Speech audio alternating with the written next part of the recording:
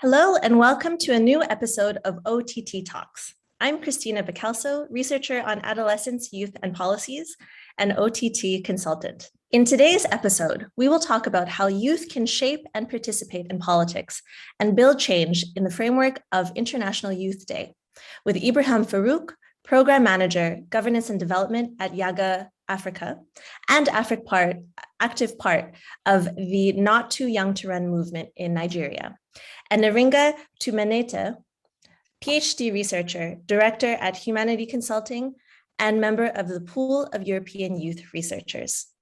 So before we begin, I'd just like to say thank you to our guests for joining us today for the occasion of International Youth Day. I want to start our conversation with a challenging statement for our guests, and I want to know what you think about it. The statement is, policy decisions require experience. Young people need to gain that experience before pretending to shape policies. And I think the wording here is meant to be controversial, pretending to shape policies. Let's give the floor first to Ibrahim and then followed by Neringa. Thank you very much, and happy International Youth Day. And I'm really happy to be part of this conversation. I think just to start off, I'm going to say young people are definitely not pretenders. So we can shape policy actions. But I do agree, even though it's a controversial statement, I do agree that young people need some level of experience when it comes to shaping policy. We have a lot of energy and creativity and innovation, and sometimes that finds expression in many different ways. Some of this expression can be in form of protest or rallies, but that does not directly translate into policy making. And there's a certain level of experience that young people must garner and bring to the table in order to shape policy, the policy-making process from formulation to implementation. So are we pretenders? No, we're not, because our actions are able to shape policy. But must we gain some level of experience? Definitely. Thank you. And Neringa, what do you think about that statement? Are youth pretenders, and also do they need experience, and where do they get it from? Well, firstly, hi, Cristina and everyone, and happy Youth Day as well. I would say that you have a consensus on this question. I completely agree with everything that Ibrahim has said, and perhaps I would add that requirement to have experience does not actually necessarily exclude young people, because sometimes they do have a lot of experience and often the advantage of actually understanding of the realities on the ground, as well as first-hand knowledge from their peers on the current realities. Super. So what you're saying, if I hear you correctly, is that a lot of the experience that young people might have is not necessarily this kind of conventional experience that we would expect from people who are involved in policymaking, but rather coming from their lived experience, coming just from their own reflection with their peers. Do you agree with that, Ibrahim? Is that something that you see in your work, that young people come forward with their ideas and opinions really rooted in their own experience? Definitely, but I think I'd like to add that for me, it's a bit of a mixture of both. From my experience, especially working with young people and also working with policymakers, is that there seems to be some sort of connection between young people who started off in some sort of leadership positions very early on. And this could be either in some sort of student union governments, for instance, while they were in the university or other tertiary institutions. And that provides an opportunity to learn and make policies.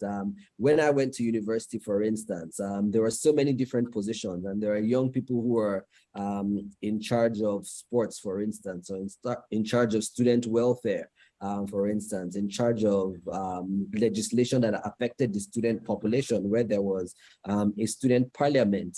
And I think that was an opportunity to learn and to now take that experience and then translate it into a more broader, a bigger policy-making role. so to speak. So we have our lived experiences. And for me, I say many of the policies that are implemented affect us as younger people a lot more and would feel the effects for a longer period for our lives. So we have our lived experiences, but we also have some actual real world experience that we can bring to the table. Great. And you mentioned there, these examples of young people who are already getting involved in types of decision-making, such as in their school councils or in education. Certainly, we see a lot of young people quite involved in terms of campus politics all around the world, campus movements. It's interesting, though, this idea of youth leadership. I would say, and I'm curious what Neringa thinks about this, in terms of the type of young people that we can kind of imagine involved in policymaking are often these youth leaders, these ones who are often well-spoken, they're often highly educated, they're at the forefront of maybe some of these public campaigns and highly organized campaigns. But what do we see as the role of sort of the average young person on the street, who perhaps is not necessarily that engaged in their campus politics or in these formal organizations?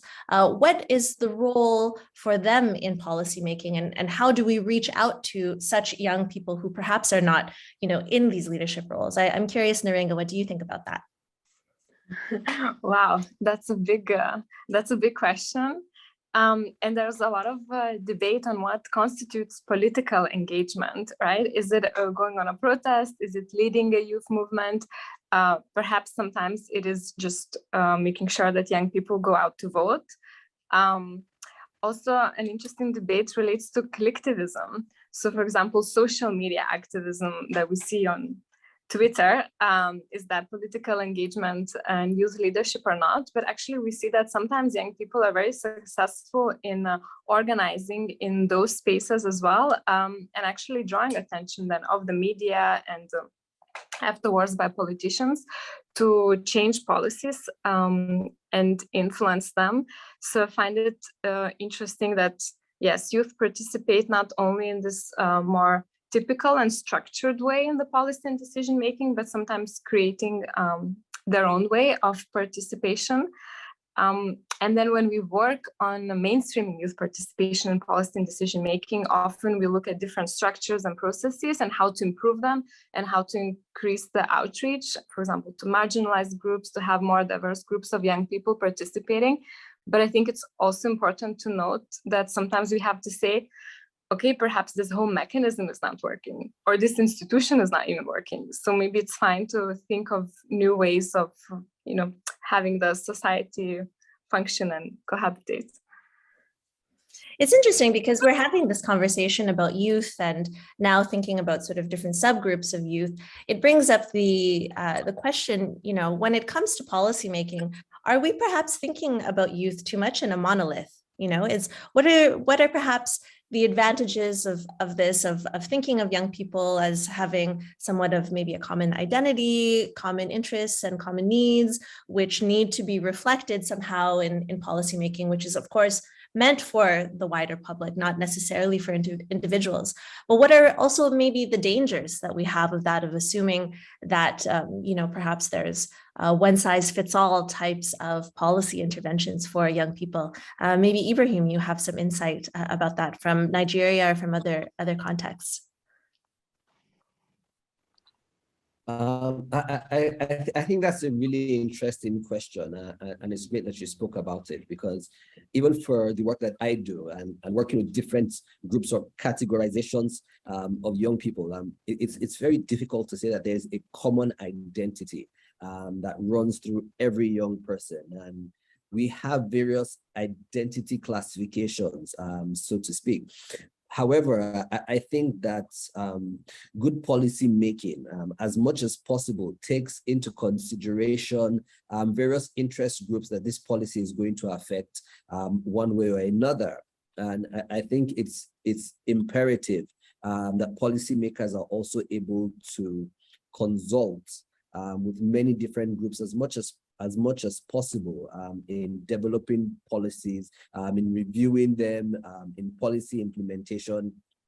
as well. I've worked with the Ministry of Youth and Sports here in Nigeria, and especially on the national youth policy that we have. And one of the things that I'm happy about is that the policy recognizes that young people are not a homogeneous group.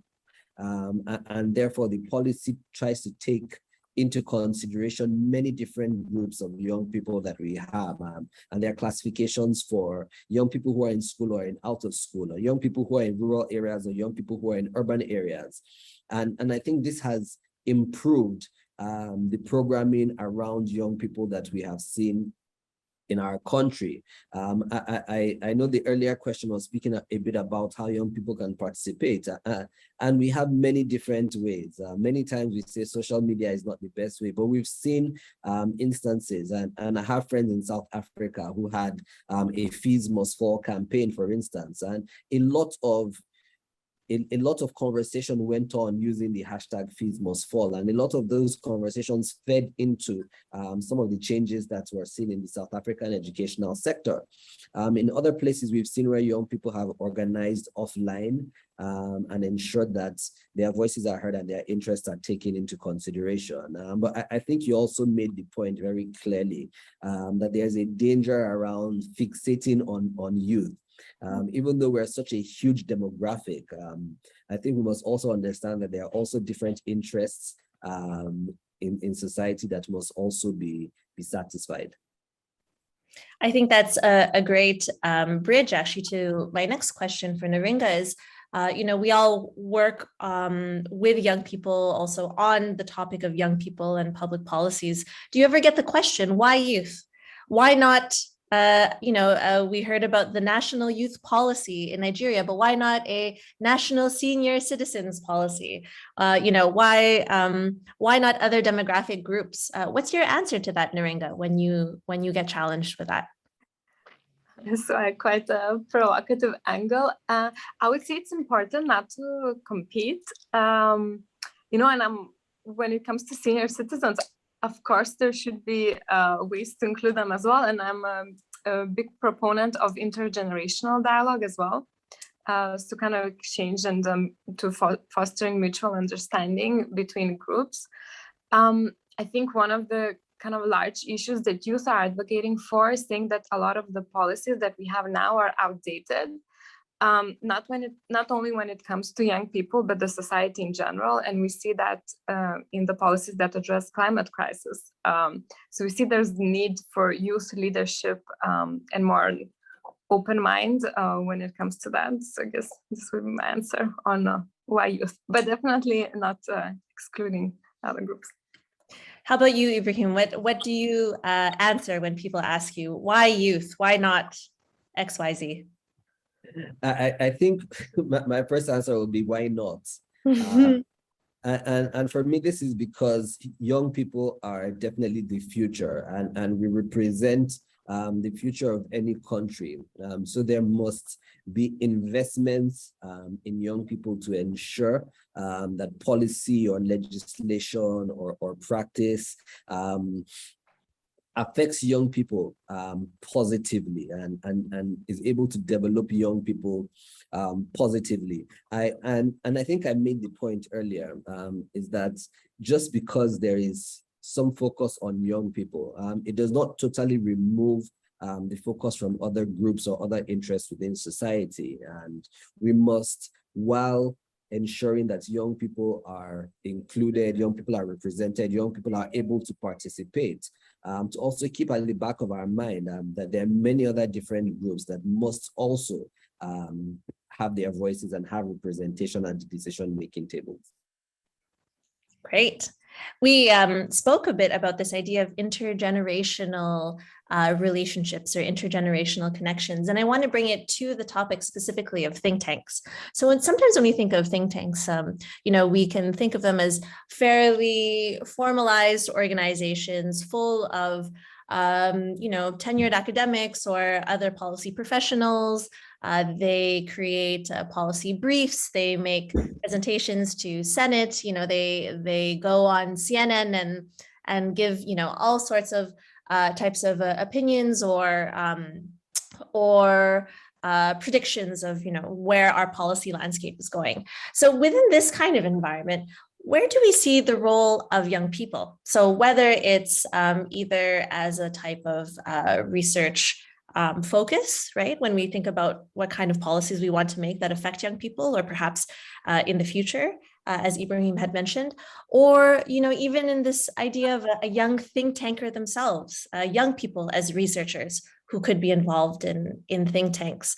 How, can we think of the role of perhaps the junior researcher, or maybe even a researcher who is in the beginning of their studies, who just happens to be policy interested? How do we engage these young people in these usually formalized organizations of think tanks? Maybe first to Neringa and then Ibrahim.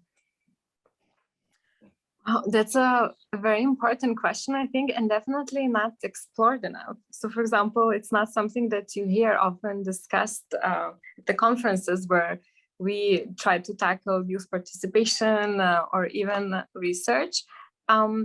I thought, for example, youth partnership of the Council of Europe and the EU in the field of youth has done quite a good job in creating the pool of experts, where they invite both youth researchers that are youth and also youth researchers that are more senior in their life in terms of age, but young at heart, and sometimes putting them together, for example, to release joint publications. So you have this sort of organic exchange. And I definitely love the idea of think tanks. So used not only as someone to be consulted and, to fill in surveys or attend focus group interviews, but also produce their own research. And for this, I think we all need not to only encourage young people to write this research, but also slowly shift the understanding of policymakers in what constitutes knowledge and what constitutes expertise, to value this type of publications and research more. Great. And so what I'm hearing is perhaps this idea of young people as policy entrepreneurs themselves, this really driving the agenda setting for policy. What do you think, Ibrahim? What could be the role of young people or young emerging researchers in the formal role of think tanks?